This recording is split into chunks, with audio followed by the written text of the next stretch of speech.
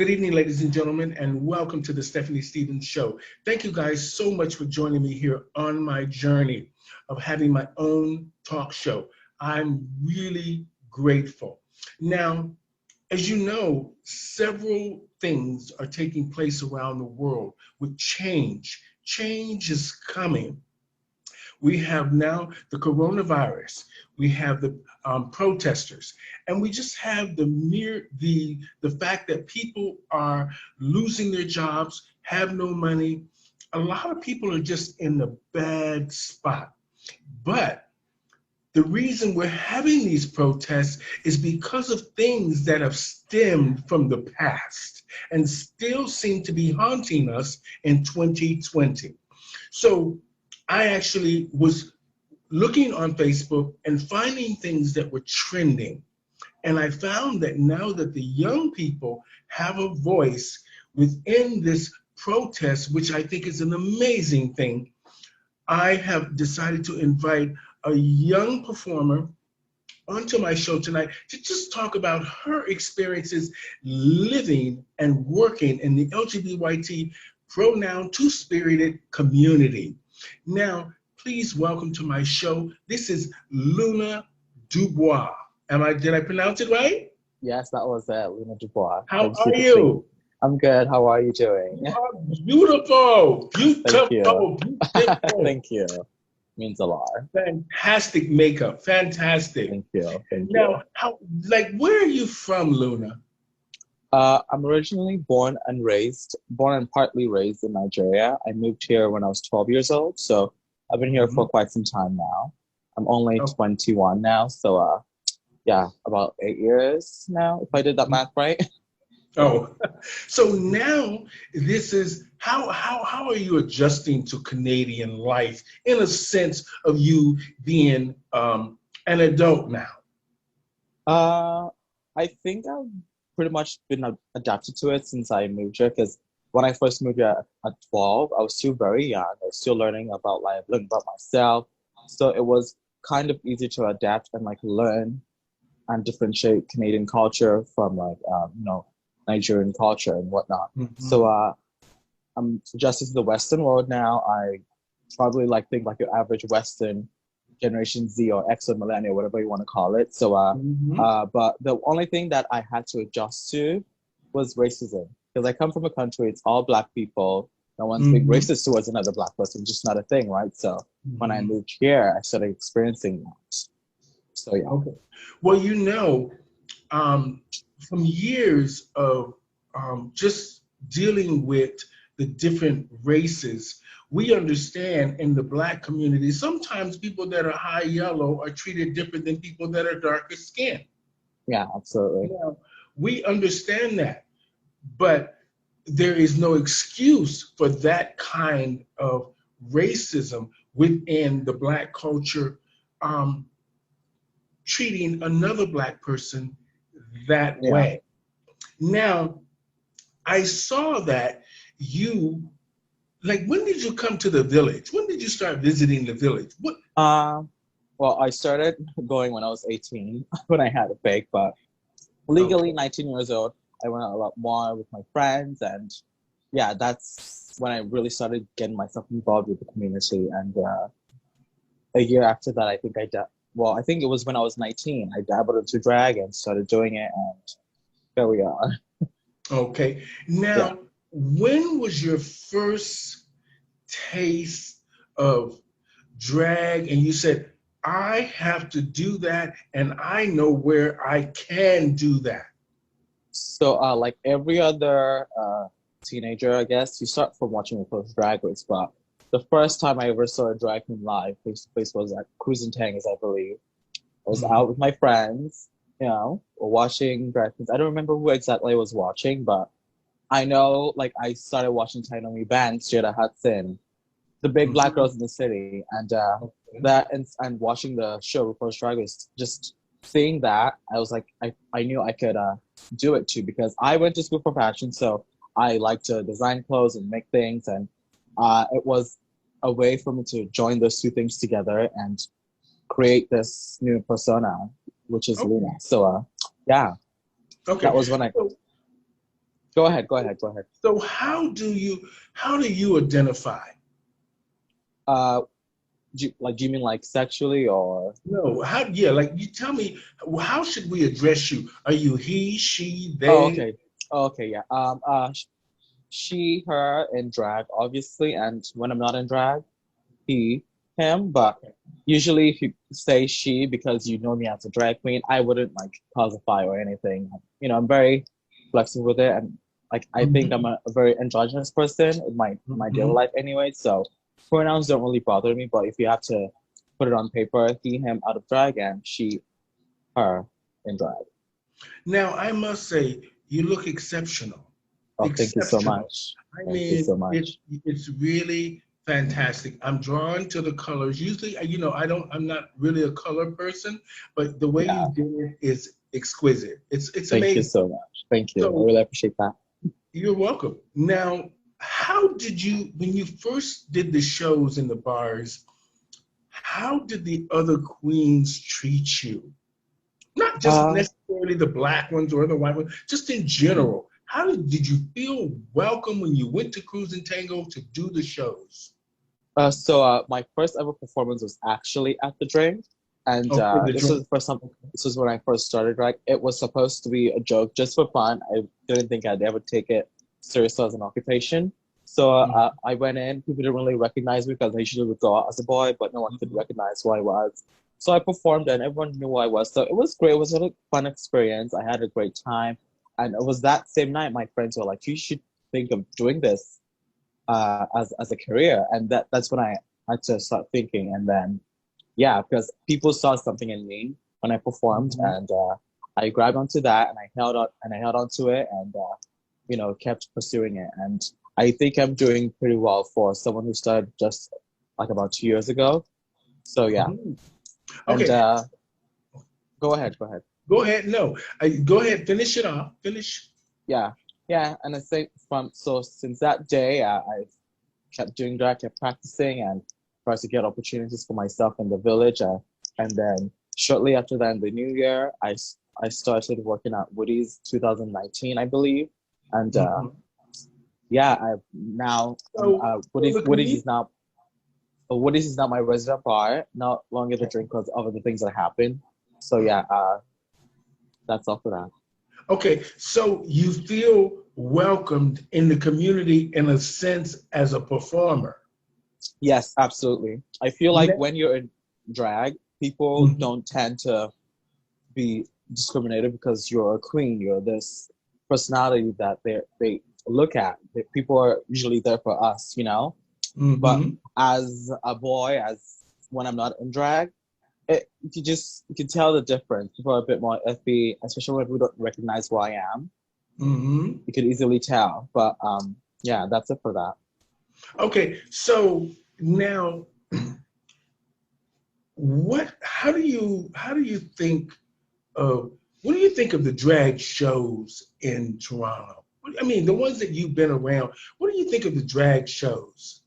Uh, well, I think the drag shows are amazing. I think the Toronto drag community is such a massive powerhouse because we perform a lot and we do what we call marathon drag. We're always doing numbers after numbers after numbers. So you get to see a lot of talented people, different kinds of drag kings, gender performers, drag queens. You see the showgirls, you see the edgy girls, you see the girls that are into fashion, you see the ones that are just in between, just literally everything. And the community is so accepting of drag and Mhm. it feels like a family.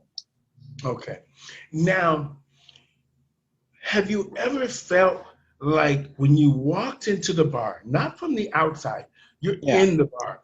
Have you ever felt when you went into the bar, I don't belong here? Um, For me, I have my days. I have my up days and my down days.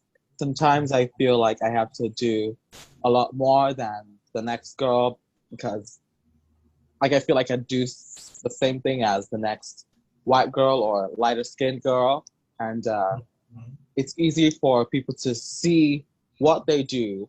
Whereas with me, I feel like the first thing they see is, oh, she's a black girl. So people already have I started to think what they could possibly expect from me.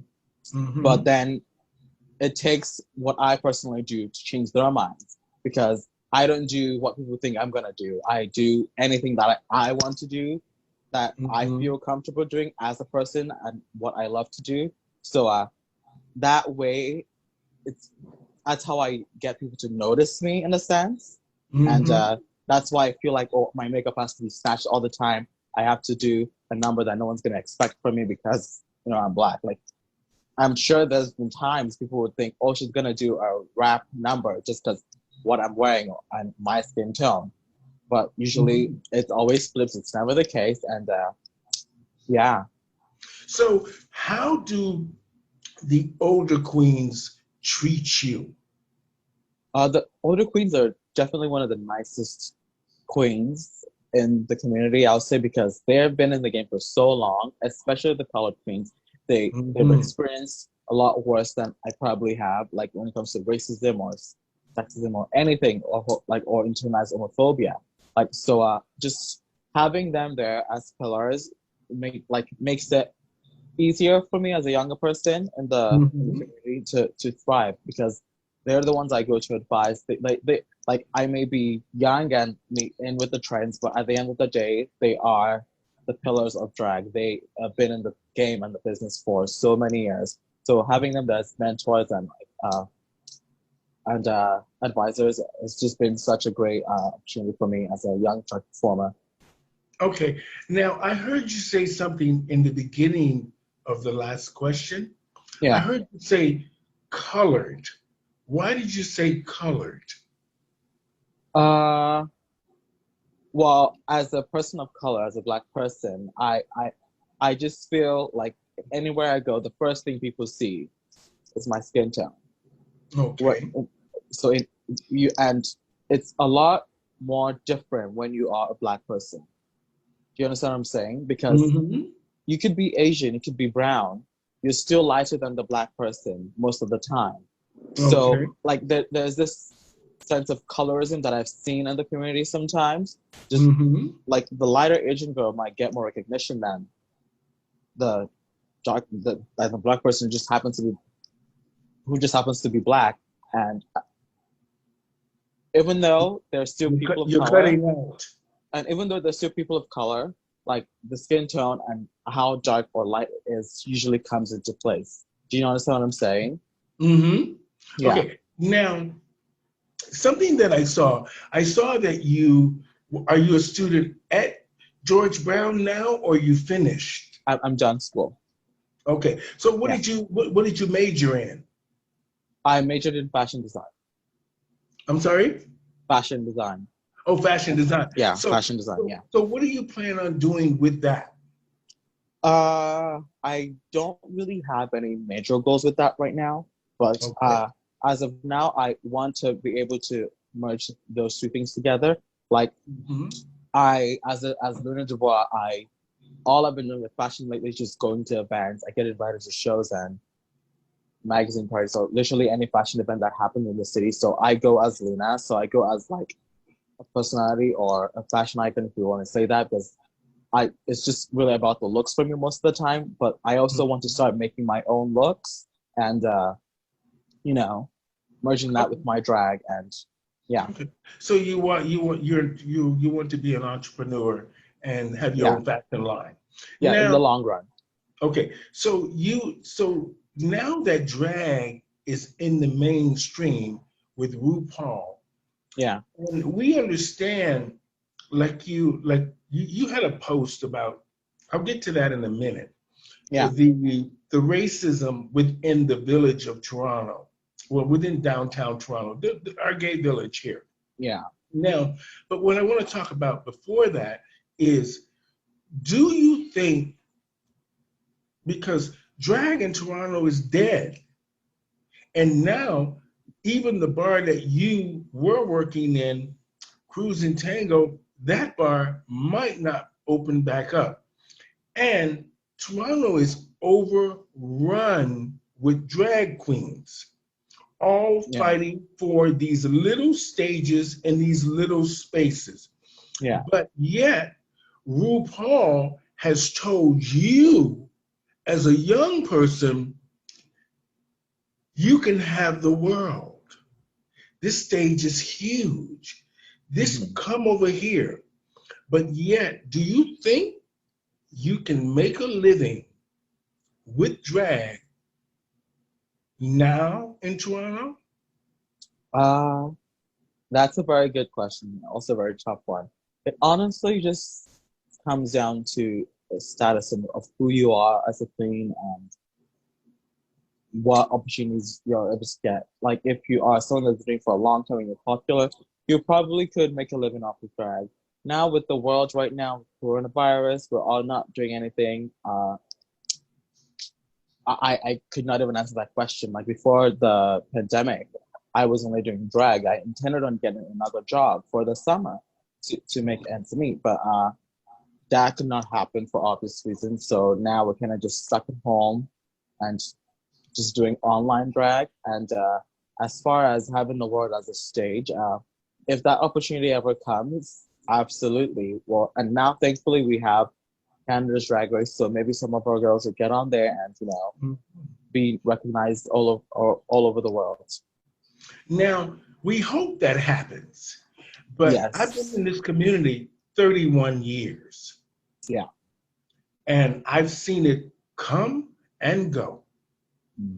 And now the reason I wanted to talk to you is because as a young person, I wanted to understand your experience of just being in the bars, how you fit in, how you feel about fitting in, how they treat you. And it's just the mere fact of your connection to our community, which is a very important thing, is to be connected to your community, whether it's resources, opportunities, the mere fact of your social life, the mere fact of just being who you are in our community where you can feel comfortable. Now, in the last 3 months, 4 months with the coronavirus, and now the protests. Now, did you take part in the protest? I couldn't for the first one because I was performing for a fundraiser for the Black Lives Matter movement. So I was still kind of doing something at that time, So yeah, but I could not be at the protest. Okay. Now, where is the issue? How do you feel about the community in general? The downtown village, how do you feel about that in general? And do you mean in terms of racism or just culture? Or I just want you to just say, if Luna Dubois is walking down Church Street, how do you feel? It's different. When I first came to Canada 30 years ago, and there was no Church Street. There was Isabella Street, Isabella and Young is where we hung out. Now, when I was on Isabella and Young, I was young and everything was amazing and I was so happy. I fit in and I was discovering myself. Now, you, Luna Dubois, is walking down Church Street, let's just say before the pandemic, because this is an aftermath of something that everybody's going through. But before that, how did you feel just going to the clubs and the village? I felt like safe in the community. I felt like I could walk anywhere, go anywhere, no matter how I look or how I'm dressed. Like it felt like a safe community. And I feel like Toronto as a whole is very accepting in terms of culture and sexuality and gender. But at the end of the day, there are still some clause here and there that need to be adjusted and fixed. But overall, it's a pretty great city. Okay, now that you say that, this is where I want to go to your post. Yeah. I saw the post about you felt that the community or the bars themselves are racist, maybe towards you or just towards what you observe. Now, can you explain that to me? So to be more specific, it was just a about the drink. I know Grady's, and mainly not even the staff, but just the owner. When I, like I said, if you saw my post, I said when I started drag, I started at the drink, and when I started performing there a lot for the open stages, or I started getting gigs, and I started noticing that this man Can you was. talk into the microphone? Oh Keep yes, talking. okay, yeah. So when I started performing at this bar, I started noticing that this man wanted me to perform there a lot. Was I was asking to bring friends, would give me opportunities for shows and stuff, and I'd do all of that. Bring a crowd, and it would always come down to either not getting paid early or being told, "Oh, you didn't bring enough people, you didn't pack the bar." And if you ask me, quite frankly, that's not my job as a queen. I will promote the show as much as I can, but if I bring people, I bring people. If your bar is not packed, that's not my fault. And that's one Hmm. of the things that I started going further and further on. I started noticing was trying to always control what I did, control what gigs I get, try to micromanage me, and I just started to see this superiority complex. I didn't like that, and I made sure that was known. And he was never happy with that. He always wanted to have control and be in control of everything, and I'm not built like that. I would never let no like you're not my mom, you're not my dad, you can't have control over my life and whatever I'm doing with my life. So I didn't let that happen, and I started noticing was started like it was a bit more pushed out to me. I was pulling into the car and said, "Oh, you have an attitude. Oh, you need to smile all the time. You need to do this all the time." It was just like always on my neck. And when someone's always on your neck like that, you get frustrated. And then Hmm. there was another instance where I don't know if you know the show, The Drink Twinks. There's Hmm. about I know the three or show. four of them. Yeah. So Hmm. amazing show, lovely, love all of them. They're all my friends actually too. And at the beginning of the show, I was there as a guest for them, and so was my good sister Virgo, who I actually live with.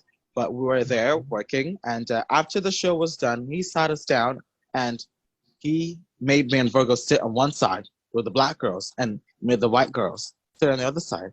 And we were like, why the segregation? Why do you need to separate us? And he was like, I need you guys to start a drink twinks. I want you to find another black girl so that it could be the white drink twinks and the black drink twinks. I was just like, and that is just so wrong on so many levels. Hmm. It's not okay. You don't need to pin us against each other because our skin tone, our skin color.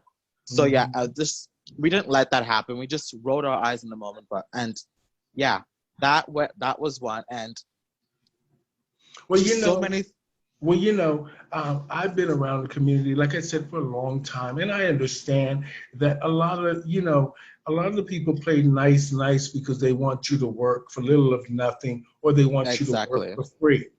And Hmm. then, of course, they're going to always pull the race card out because that is just the easiest thing for them to do.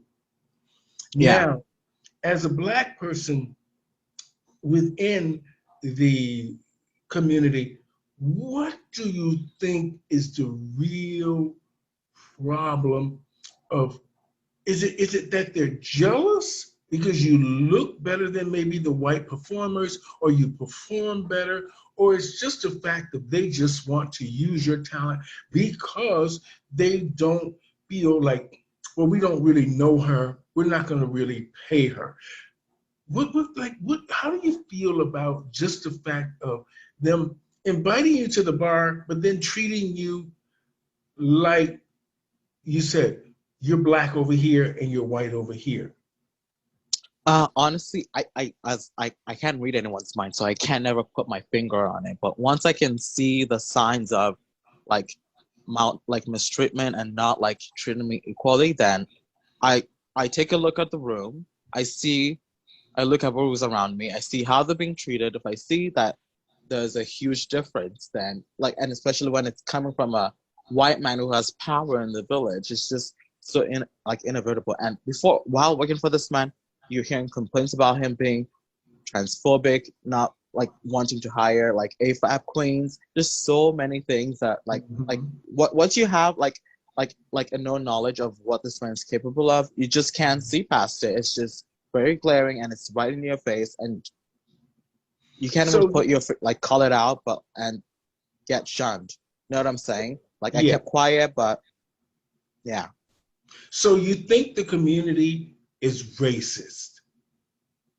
I don't think the community as a whole is racist. I feel like there definitely are some racists like amongst our friends or people that are in the community, for the most part, I have been like privileged to meet a lot of accepting people and people that are very like diverse and not racist and you know. But Mm-hmm. there are some people that could either like they could be it could be your next friend, you just never know. But Mm-hmm. racism is not always in your face, it's always hidden sometimes. But thankfully for of the things going on right now, it's Mm-hmm. everything's starting to come out, people are being exposed, and you can see people's true colors, what they're posting and what they're saying online. I don't think the Mm-hmm. whole community is racist. I feel like I've been given opportunities, but I do feel like I do feel like people are even racist, but they don't even know they're being racist. Mm-hmm. So uh we're now that we're able to educate everyone and bring everything into light, I hope that people do change how they treat people of color, especially Black people in the Mm-hmm. community. Like I Now, swear, go on. now, what? Why do you work for these places? I understand that sometimes you just have to prove yourself to sort of get your spot or, to make your way. I understand that. But you said that you've been doing this for 2 years now. Obviously, over the 2 year period, things have been building for Yeah. you to see now that there is a real huge problem about you being a Black person in our community. Now, why do you go back and do the shows there if you feel, I understand supporting your friends, but if a place you're not welcome and they discriminate against you, why do you go there?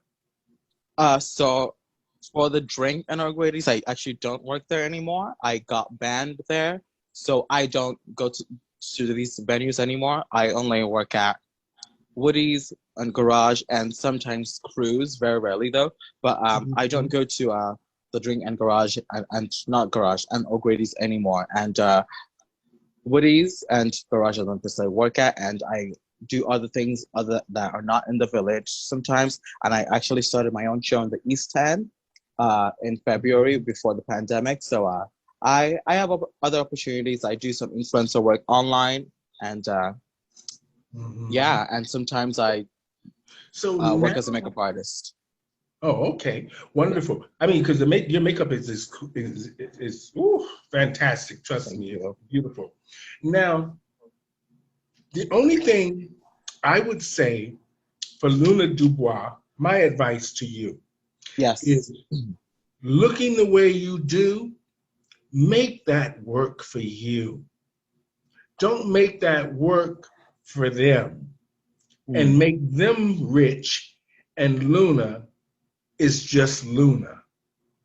You make sure if they're getting paid, you're getting paid. absolutely. Don't give away your talent for free. Never. Yeah, that's Now, really good advice. with that being said, Yes. I know you're young and you're eager and Yeah. you want to impress and you want to be a part of it all. We all do.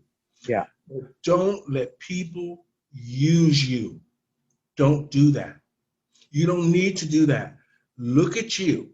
You're beautiful. You're Thank Black you. and beautiful. Be Thank proud you. of that.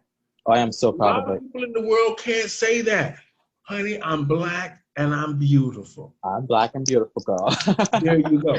So, I feel bad that the community has treated you that way, but trust me, being Black in this community, we felt it for years. If you don't do something they don't want you, that they don't like, they don't book you, they chastise you, they talk about you. But sometimes you just have to step up and brush them off and say, I'm not going to take your bullshit anymore. Yeah. Because you know what, Luna? You don't have to. Because you have an education and you want to be a fashion designer. If you see that they're discriminating against you in the community and treating you the wrong way, you put all your energy into the fashion designer of Luna Dubois. Yeah. You don't need those little pitlins and them little stages in our gay community. Yes, it's okay because you need a place to feel like you belong and socialize with other young people like yourself. But you are at an age now and you have a degree, use it to make the best of Luna. Drag at the end of the day is just a mask. It's just a mask. Make Luna Dubois and the degree you have work for you. Don't be worried about those gays and those people in the bars and the way the people treat you. If they treat you wrong, stay away from that. It took me a long time to understand that. It took me a long time and a lot of hurt to not go to the bars, to not hang around the queens. But once I did, I realized I'm not missing nothing. You'll realize that when you step out and you Yeah. start doing things for yourself to make yourself a better person. Focus on Luna Dubois, the designer. Nobody's coming to Cruise and Tango and discover you. You have the internet now. Let me tell you something. I said this earlier in one of my conversations, and she was shocked when I said it. The Yeah. Kardashians have no talent, none, and they're multi-millionaires. Yeah, that's So true. you think you did all that on your face. You thought about your costume, it's great. That is branding. That's your brand. Yeah. Working for you. Don't worry about those people in the community, but always stand up for yourself when it comes to racism. Be smart. Always speak, talk, have a voice for us because other people had a voice for us. Yeah. Same thing, I'm going to say this to you. RuPaul, an American drag queen, gave Canadians their opportunity, something other Canadians, meaning this community that has made millions of dollars from Pride and everything else, didn't give its own Canadian performers. So you think about that Yeah. when you go to bed at night. You think an American queen gave Canadians an opportunity, meaning she did not discriminate against any of you. She ain't seen you. She didn't see you. She just saw an opportunity to help you, us, get where we needed to go. Regardless of what her motivation was behind it, the opportunity came from an American who didn't discriminate against any of us. So you think about that. Yeah. She opened doors for you, you opened doors for others. So in in all fairness, Yeah. I'm I hope you're blessed and things will Yeah. get better for you. And Yes. I hope that you can understand that sometimes not all people in the community are racist, but we understand that racism is alive and well in the LGBTQ pronoun two-spirited community in downtown Toronto. It's alive and well.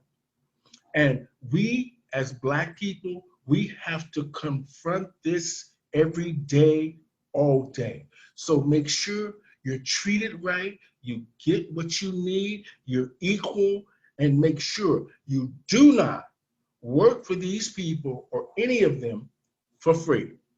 Yeah, absolutely. No free So shows. with that of me preaching, with that of me preaching, Luna, it was great talking to you.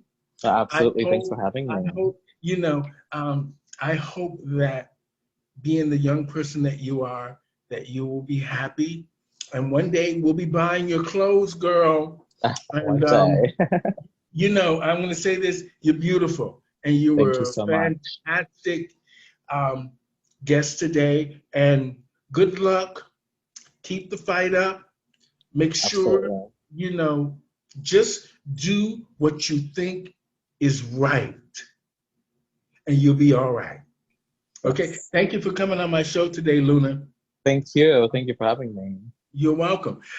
Ladies and gentlemen, I had Luna Dubois on my show today. She is a George Brown graduate with a degree in fashion design, and she came on to talk about some things that concerned her about the LGBTQIA pronoun community, concerning racism and just the way she was being treated. So hopefully we have enlightened you on her story, and hopefully with a little advice from me and her story and the way she feels, hopefully we can educate others to treat each other a little bit nicer and be more respectful and understanding that we are all the same. We might not look the same, but we're human beings and we are all the same. We have feelings, we want love, and we want to fit in. So I just say out there, everybody, be safe, be careful, and keep up the fight. Thank you, Luna. Thank you. Have a wonderful day. Bye-bye. Bye.